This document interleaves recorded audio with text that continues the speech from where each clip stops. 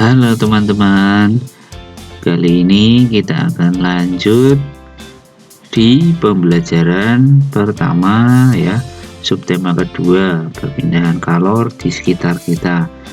Kali ini kita akan melaksanakan eksperimen perpindahan kalor ya, karena di subtema 2 berjudul perpindahan kalor di sekitar kita. Jadi selama subtema 2 kita akan memahami dan mengetahui apa saja perpindahan kalor yang terjadi di sekitar kita. Oke, yang pertama kita akan belajar perpindahan kalor secara konduksi. Sebelum itu kita akan mengetahui apakah pengertian dari perpindahan kalor secara konduksi. Pengertian konduksi. Konduksi adalah perpindahan kalor tanpa memindahkan zat perantaranya. Pada peristiwa perpindahan kalor secara konduksi, yang berpindah hanya energi kalornya saja. Umumnya, perpindahan kalor secara konduksi terjadi pada zat padat. Ya, setelah itu kita akan mencari tahu ya, apa itu contoh perpindahan panas secara konduksi. Ya, contohnya adalah yang pertama, knalpot motor menjadi panas saat mesin dihidupkan. Yang kedua, tutup panci menjadi panas saat dipakai untuk menutup rebusan air. Yang ketiga, mentega yang dipanaskan di wajan menjadi meleleh karena panas.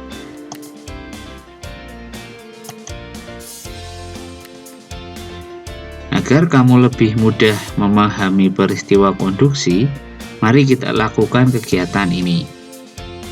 Peristiwa konduksi dapat diumpamakan dengan kegiatan memindahkan buku secara estafet atau bergiliran yang dilakukan oleh kamu dan teman-temanmu. Buku yang dipindahkan secara estafet kita umpamakan sebagai kalor dan orangnya yang memindahkan sebagai zat perantara. Ketika kamu dan teman-temanmu memindahkan buku secara estafet, yang berpindah hanya buku itu saja. Sedangkan kamu dan teman-temanmu sebagai perantara tetap diam di tempat, tidak berpindah. Begitu pula dengan peristiwa konduksi, hanya kalor yang berpindah, zat perantaranya tetap. Nah, begini adalah contohnya ya.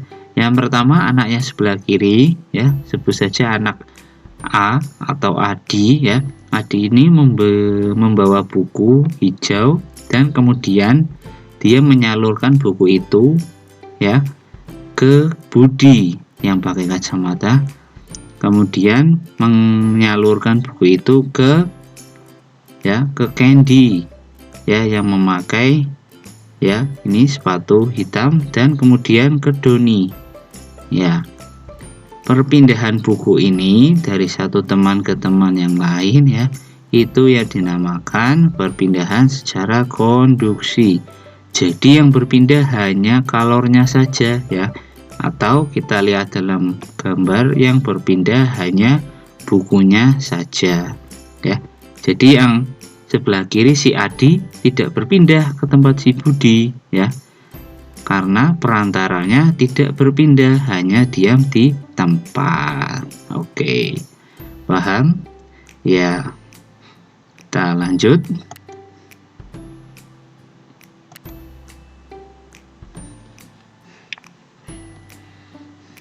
Kali ini kita akan mencoba menyiapkan eksperimen konduksi atau perpindahan panas secara konduksi.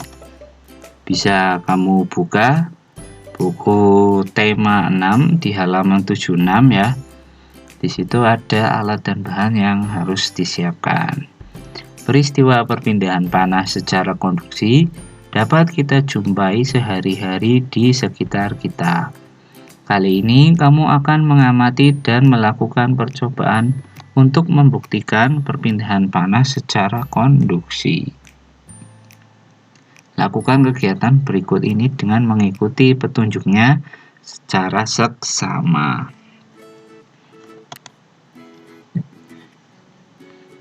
Oke, judulnya menyelidiki perpindahan panas secara konduksi. Alat dan bahan yang diperlukan: 1. Sebuah sendok dari logam. 2. 200 ml air hangat atau air yang ada di termos ya. Yang ketiga, sebuah gelas bening. Ini yang perlu dicatat, ini yang harus diperhatikan dengan baik. Mintalah bantuan orang dewasa, ibu atau ayahmu, untuk mempersiapkan dan menuang air hangat ke dalam gelas.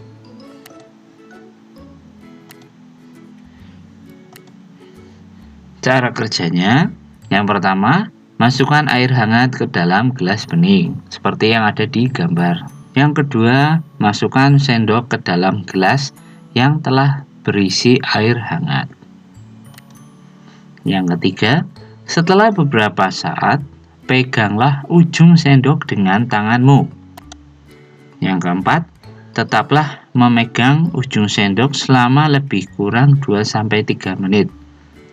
Yang kelima, catatlah apa yang kamu rasakan.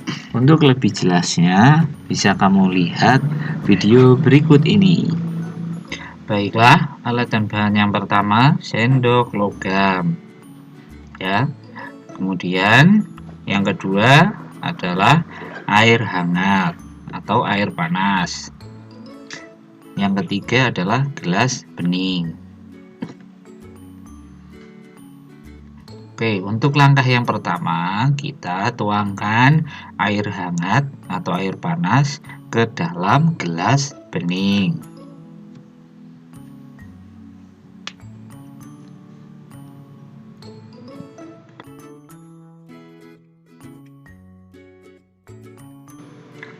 Ingat, harus dengan bantuan orang dewasa untuk menuang air panas.